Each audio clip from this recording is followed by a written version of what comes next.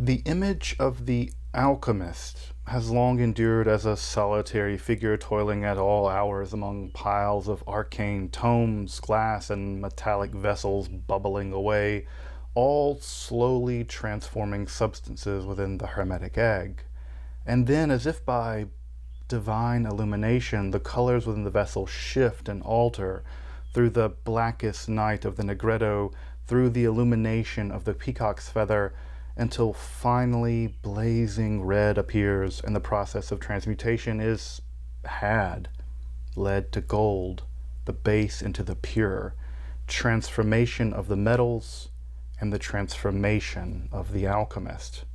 This lone figure of the alchemist, with perhaps only a single assistant, surrounded by infernal heat and noxious fumes, isn't totally off the mark for the period since the introduction of alchemy into Europe starting in the early 12th century, but by the mid-15th and especially by the mid-17th century, the figure of the alchemist was undergoing a tremendous tectonic change.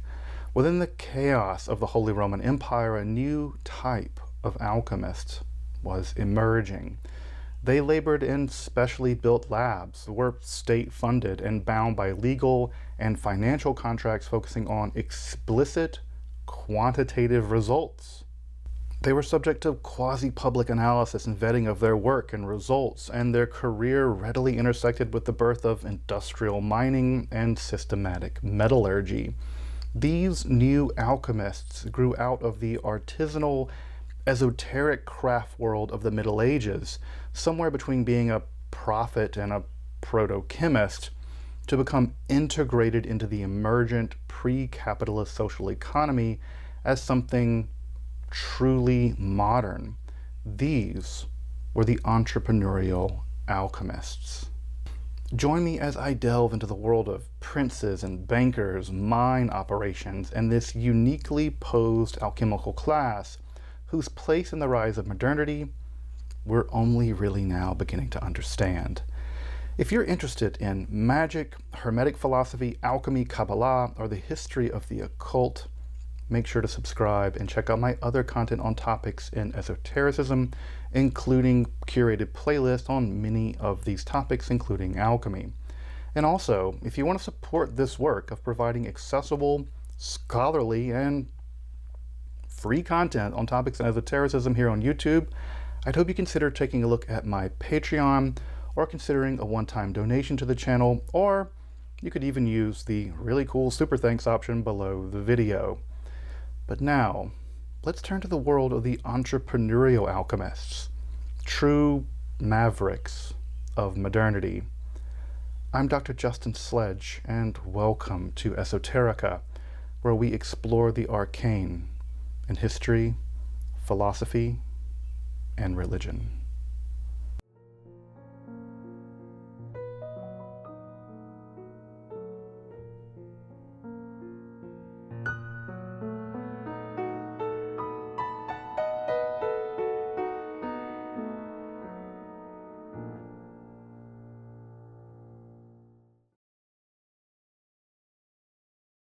One of the biggest difficulties of studying alchemy these days is getting beyond the glare of alchemy as a kind of glorified synonym for self-help, or the psychologization of alchemy introduced by Carl Jung. Of course, these are interesting in their own right, especially Jung's reading, or misreading if we're going to be a bit more honest, but alchemy, at least from a historical standpoint, had little to nothing to do with the inner subjective transformation of the alchemist, any more than any other medieval conception of the aim of any craft work, whether that's laying bricks or being a scribe. Alchemy wasn't uniquely poised as an inner subjective transformation. So what I mean by alchemy in this episode is going to be a complex of theories and technologies which aimed at, among other things, the production of a universal solvent, substantial transmutation, that whole lead into gold business, life-extending medicines, all of which integrated both natural and metaphysical philosophy. That metaphysical philosophy is mostly just Platonized Aristotelianism. Now, there are a ton of misconceptions about historical alchemy. I've actually made an entire episode about some of the more pernicious misconceptions that people have. and I have a whole playlist on actual historical alchemical theory and practice focusing primarily on actual medieval texts. Though in this episode, we're not going to be getting into the more technical side of alchemical theory and practice. However, if you want to check out an episode where I do explore that in more depth, I'd really recommend my episode on the Summa Perfectionis. This early 14th century handbook is probably the greatest alchemical textbook ever produced in Europe, and if you want to get a really solid, actual, real historical understanding of alchemy as practiced in pre and early modern Europe, you probably want to check out the Summa Perfectionis and my episode on that text. But since the birth of alchemy in Europe with the translation of On the Composition of Alchemy on February the 11th, 1144 by Robert of Chester, the alchemist had remained somewhat of a marginal figure. Their entire project, at least the project of substantial transmutation, had been called into questions by a figure like Thomas Aquinas. Yeah, St. Thomas Aquinas doubted the entire possibility of substantial transmutation. Further, debates on whether nature, as created by God, could be fundamentally improved upon by art, alchemical or otherwise, mired the project further, with alchemy never rising to university-level recognition, unlike, for instance, astrology, something we now consider to be equally esoteric. Nor ever did it obtain the protections and social affirmations of having anything like a guild, unlike other crafts that certainly intersected with alchemical theories and practice, like medicine, glassmaking, and metallurgical assaying. That rather marginal position in society would begin to shift, especially by the mid-15th century, as economic and social tides began to tectonically move, especially in Central Europe. From roughly 1450 to 1550, the traditional economy of the Middle Ages had begun to significantly falter.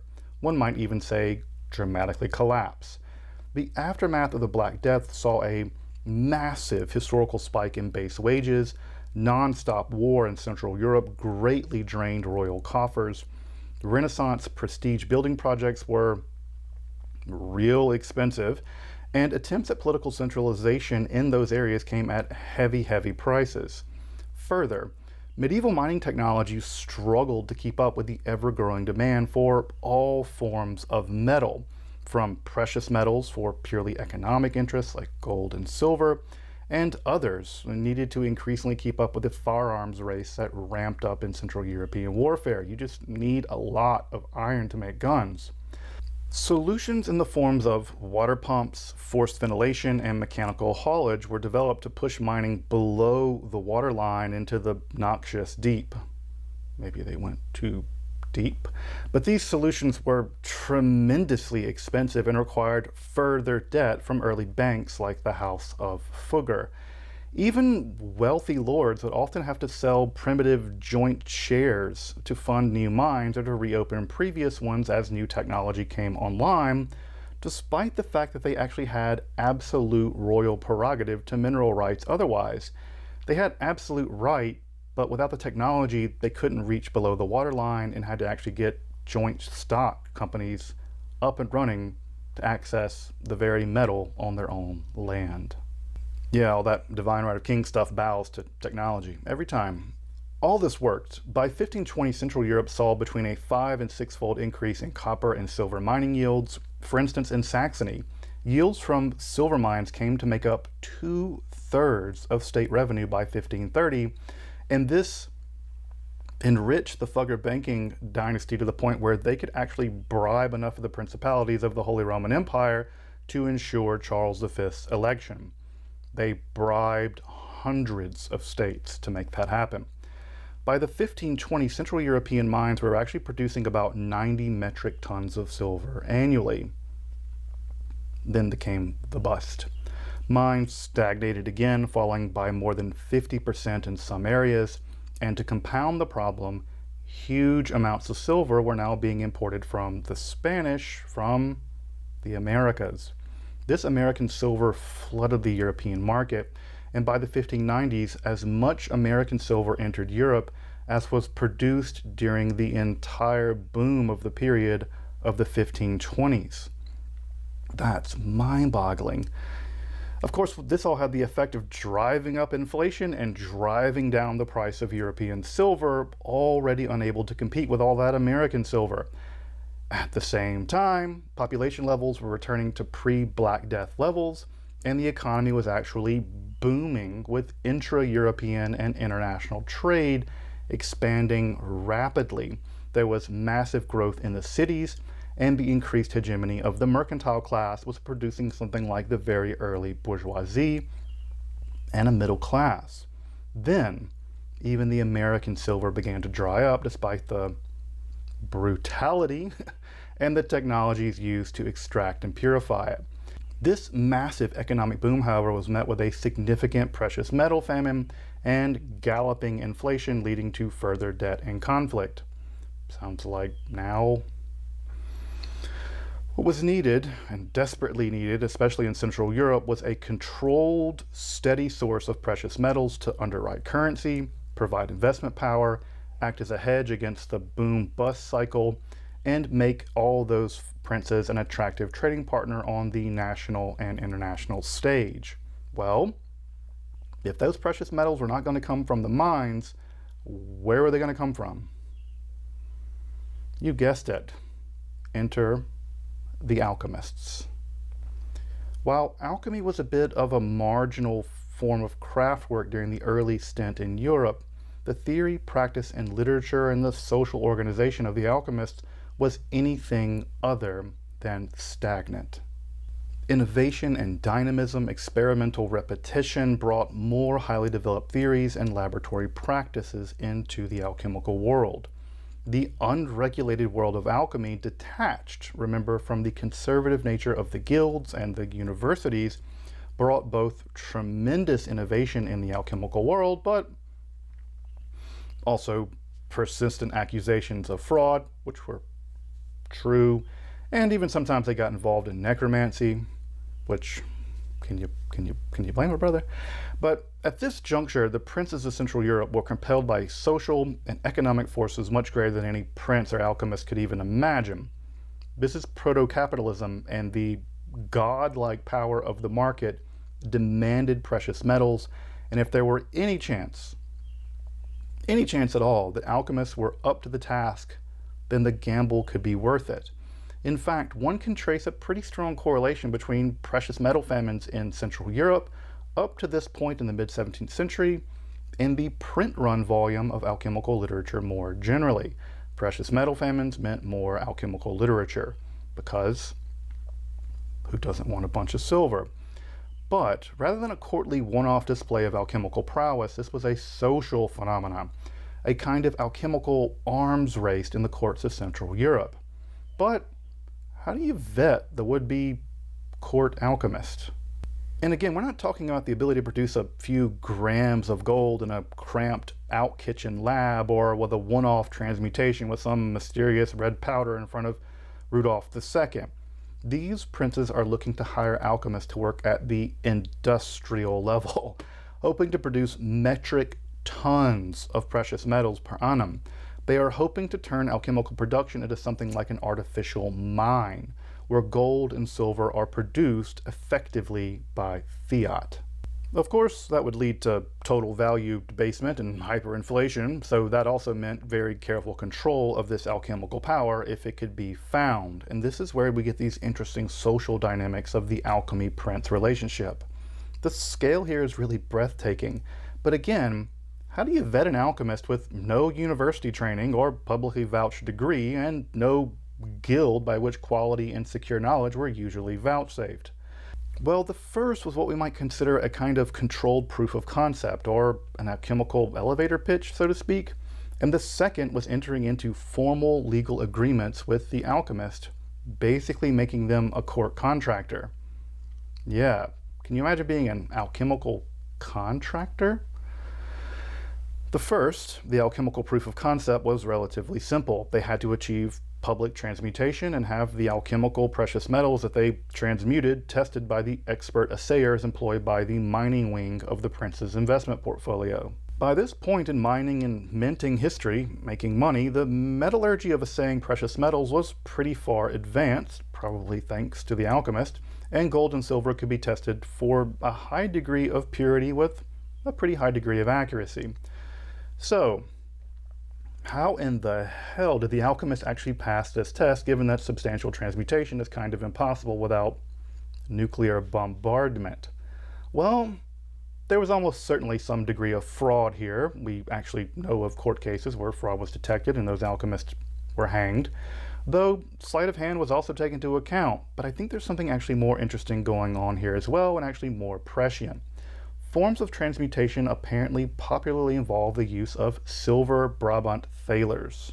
Now, these silver coins minted in Brabant actually did contain a small amount of gold, which, with the right flux, could be separated off, the silver separating it off from the gold, resulting in apparent transmutation of the silver of the coin into gold. While the amount was relatively tiny, the flux was pretty cheap. It was mostly seashells and things. And working at orders of magnitude imagined here, any production of gold from silver by transmutation was a boon. It didn't matter if you worked at massive scales, you could get a ton of gold here. Several other apparent modes of transmutation are noted in a great article by Karpenko, including gold suspended in acid solutions, which are then chemically fixed at the same time as the introduction of a base metal, like lead, which had little or nothing to do with the actual chemical process. In both cases, however, gold was always present in the crucible. There was never any transmutation.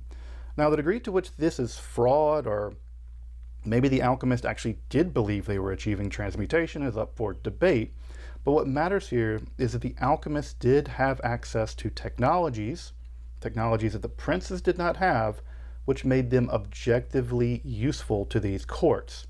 From improvements in heating technology, like the shift from wood, charcoal to coal, the working of assaying of metals, which the alchemists had a pretty good grasp over, and especially the ability to develop complex processes by which to better separate precious metals from other ores like copper, or even silver from gold, like with the Brabant thalers.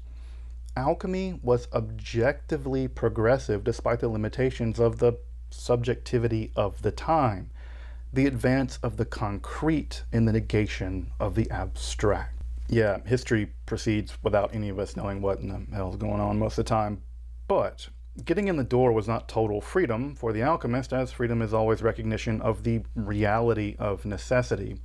The alchemist entered from the relative fringes of society into an increasingly bureaucratic world of the state and proto-capitalism, as moderated by the king of bureaucracy, the contract. As contracted by the state, the alchemist could no longer labor under the aegis of abstraction. They just couldn't theorize away about the nature of transmutation. These contracts, many of which survive, provide concrete quantitative conditions by which alchemical success was defined, the expectations of yields down to pretty specific measurements, the specifications needed for the setup of an alchemical lab, even the layout of what an alchemical lab would look like, how much staff it would have, and even the required provisions down to the health care of the alchemist in the condition that something were to go wrong. Further, political and religious protections are often offered to the alchemist, and this is incredibly important considering the constant religious strife and the shifting alliances within the world of Central Europe at this time, along with access to becoming titled landed gentry, but also what would happen in the result of fraud or failure to complete the contracted project. Well, you can imagine what happened in the case of fraud. They killed the alchemist. Some princes even had gold-plated gibbets just for fraudulent alchemists. But the princes further protected themselves and encouraged the alchemists to make very reasonable claims by making all the initial investments to initiate the project debts accrued to the alchemist personally, which they paid off via successful transmutation or some other contracted goal. Of course, this had the effect of tampering the stated abilities of the would-be alchemist.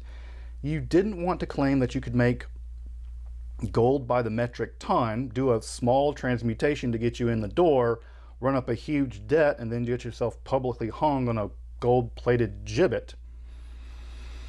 I say that, but a bunch of alchemists did do that. They did get themselves hung.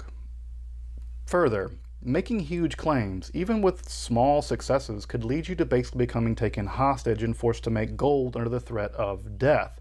This, in fact, happened to Edward Kelly, John Dee's former medium. I've even made an episode about his career as an alchemist. He was much more interesting than just a guy who talked to angels, but that's pretty interesting. Regardless, you can check out that episode above if you like. These contracts and contractual agreements had the long-term effect of actually shifting alchemical theory and practice, at least in Central Europe.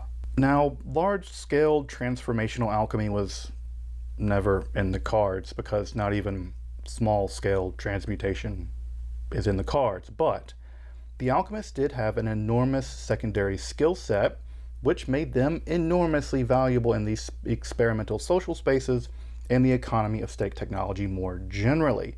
This is sort of like secondary technology that we get from the space race. Getting to the moon is interesting, but it's getting computers down to the size of like phones. That's really, really fascinating. With custom-built labs, actual staff to aid them, courtly resources, and more realistic goals, alchemists shared innovations in heat and heat control, including the shift away from wood charcoal to lignite, great improvements in the extraction and purification of metals and chemicals, especially potassium nitrate, necessary for gunpowder, which is actually a rather reliable means of obtaining silver and gold. Gunpowder. Developments in chemical procedures, such as the use of acids and bases, marked increases in controlled chemical procedures, such as sublimation and distillation, all of which underwrite modern chemistry. I could name a dozen of these, if not more. Alchemical literature, especially in Central Europe, came to look a lot more like exoteric mining and assaying literature, and with the rise of centralized states came better protection for things like intellectual property, like proto-patents. Of course, with state protection, less secrecy was actually necessary and the esoteric dimensions of alchemy began to waft away. As this process went forward, the contracts became less and less about specific results in terms of precious metal transmutation and production, and more like modern research laboratories, with the success of secondary technologies eventually eclipsing expectations of transmutation altogether. Of course, they held out hope people would make gold, but the more exoteric dimension of alchemical work would also lead to an internal reaction as well. It was also at this juncture that alchemical language and ideas began to reach a much wider audience, and its allegories, especially the life, death, and resurrection of Christ, and by extension of the individual Christian's resurrection through Christ, were taken up into the early speculative theosophical literature, marking the very beginnings of alchemy as a kind of allegory for spiritual or personal transformation. That's where we begin to get the kernel of the idea of alchemy as a kind of inner work. More on that process later, to be sure. The Entrepreneurial Alchemist represents one of the trajectories which alchemy took during the 16th and 17th centuries in Central Europe. Of course, in other regions, highly conservative medieval-style alchemy continued, and in others, Paracelsian alchemy deeply discounted the aim of substantial transmutation at all, focusing on distinctively other alchemical aims, especially now what we might call the rise of pharmacological medicine. At the same time, over there in England, Boyle and Newton were hard at work in their alchemical labs. Newton, the more conservative, sometimes even more medieval-style alchemist, and Boyle were following Irenaeus Philippides and von Helmont in their quest for the alkahest, a kind of universal solvent and chemical analyst. Yet the social and economic conditions which gave rise to the entrepreneurial alchemists are also some of the same conditions that gave rise to modernity itself, from state bureaucracies to heavy industry and early capitalism. And in that way, the alchemist can be found at this unique fulcrum of world history, transmuting history itself. In many ways, we think of the alchemist as medieval, but in this way, they bequeath to us some aspects of modernity. If you're interested in alchemy, make sure to check out my alchemy playlist and read the list of general recommended readings in the description. For more on the specifics of entrepreneurial alchemy, the very two best volumes are The Business of Alchemy, Science and Culture in the Holy Roman Empire by Pamela Smith, and especially Alchemy and Authority in the Holy Roman Empire by Tara Numedal. Without these two amazing works of scholarship, this episode wouldn't be possible. I can't say enough good about both of these works and how they actually deeply pushed forward our understanding of actual historical alchemy, and both are absolutely necessary reading. And the Numedal text, I have to say, is truly outstanding. It's the kind of thing I read cover to cover in like an afternoon. It was that engrossing because I'm an alchemical weirdo. More on alchemy in the future, best believe it. I love alchemy. So wonderfully esoteric and now kind of exoteric. Until then, I'm Dr. Justin Sledge, and thank you for watching Esoterica, where we explore the arcane in history, philosophy, religion, and apparently proto-capitalism and mining?